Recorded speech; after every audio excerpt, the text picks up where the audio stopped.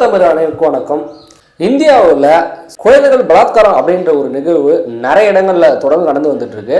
இப்போ கூட அண்மையில் பாண்டிச்சேரியில் நாட்டையே உழுக்கிற அளவுக்கு ஒரு மிகப்பெரிய ஒரு சம்பவம் நடந்தது. ஆனாலும் உச்ச நீதிமன்றத்தில் குழந்தைகளுடைய ஆபாச படம் பார்க்கறது தவறில்லை அப்படின்னு சொல்லிட்டு தீர்ப்பு வழங்கியிருக்காங்க. அதை பற்றி தான் நம்ம இந்த வீடியோவில் பார்க்க போகிறோம்.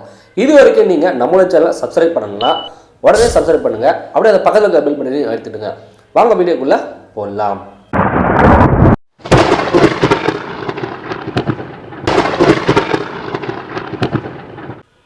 சென்னை அம்பத்தூரில் 28 வயசு மதிக்கத்தக்க இளைஞர் சிறுமிகளுடைய ஆபாச படங்களை பதிவிறக்க செஞ்சு பார்த்துட்டு வரதா காவல்துறைக்கு தெரிவிச்சிருந்தாங்க.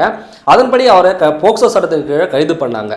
இந்த விசாரணை நீதிமன்றத்தில் விசாரிக்கும் போது அந்த நபர் தன்னுடைய மொபைலில் சிறுமிகளுடைய ஆபாச படங்களை பதிவிறக்கம் செய்தது உண்மைதானோ அதை தொடர்ந்து நான் பார்த்துட்டு வரேன் அப்படின்ற மாதிரி சொல்லியிருந்தார். இது தவிர்த்து என்ன சொன்னார்னா, ஆபாச படங்களை பார்த்து நான் அதுக்கு அடிமையாயிட்டனோ தொடர்ந்து என்னால் அதை பார்க்காம இருக்க முடியல, அதனால தான் நான் தொடர்ந்து அதை பார்த்துருக்கேன்னு சொல்லியிருந்தாரு.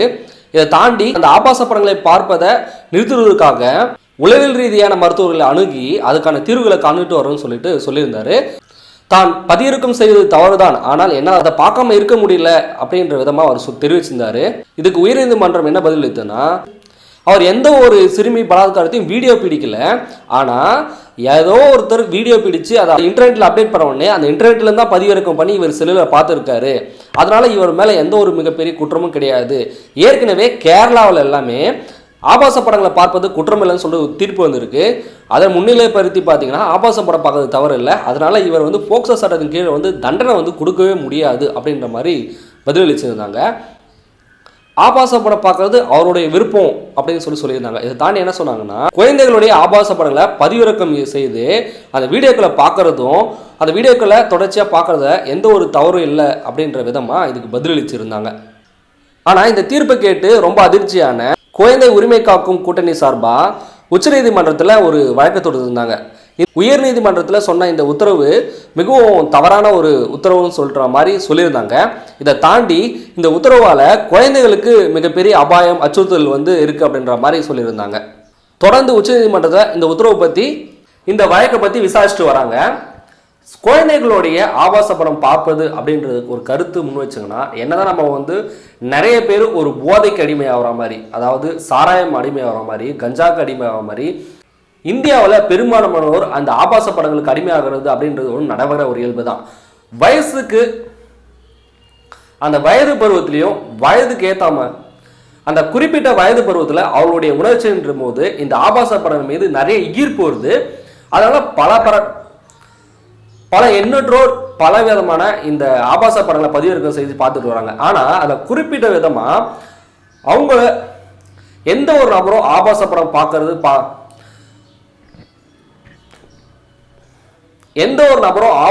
பார்க்கறதுன்றது அவருடைய விருப்பமாக இருந்தாலும், அவர் எந்த ஒரு குற்றச்செயலும் ஈடுபடல, ஆபாச படம் மட்டும் தான் பார்க்குறாரு அப்படின்னு சொல்லிட்டு ஒரு பார்வை இருந்தாலும், குழந்தைகளுடைய ஆபாச படம் பார்ப்பது என்பது ஒரு தவறான ஒரு செயல் தான்.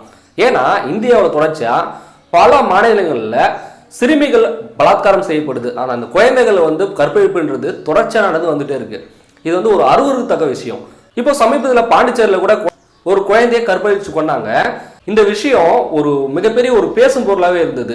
ஒரு குழந்தைய நீங்கள் அந்த உடற்கூறு ஆய்வெல்லாம் கேட்டீங்கன்னா காது கூசும், அந்த அளவுக்கு ஒரு விரிச்சையில செஞ்சுருக்காங்க. எத்தனை வயசு குழந்தைக்கு? வெறும் 9 வயசு குழந்தை தான்.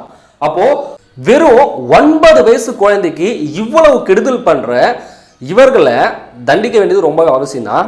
ஆனால் இதோட தூண்டுதல் அப்படின்றது எங்கிருந்து வருதுன்னா, நிறைய பேருக்கு போல குழந்தைகளோட ஆபாச வீடியோக்களை பார்க்கும்போது தான் இவருடைய சிந்தனையில் இது போல சில விஷயங்கள் தோன்றுறது. சினிமாக்களை பார்த்து எப்படி அதோட நடிகர்கள்லாம் எந்த மாதிரி தலைவாக்கு எடுக்கிறாங்களோ அதே மாதிரி தலைவாக்கு எடுக்கிறதும், சினிமாவில் எந்த மாதிரி முடிவெட்டிக்கிறாங்களோ அதே போல் முடிவெட்டிக்கிறதும், அவர்களை போலவே துணி அணிவதும் அவர்களுடைய ஸ்டைல் செய்வதும் எந்த அளவுக்கு இருக்கோ, இது எல்லாமே பார்த்தீங்கன்னா ஒரு சினிமா மூலமா மக்கள் ஈர்க்கிறாங்க. இது மாதிரி செஞ்சால் நல்லா இருக்கு அப்படின்னு சொல்லிட்டு. அதே போல தான் இந்த வீடியோக்கள் பார்ப்பதன் மூலமா பல ஆண்களுடைய மத்தியில இந்த சிறுவர் மீதான ஆபாச உணர்ச்சின்றது வர வாய்ப்பு இருக்கு.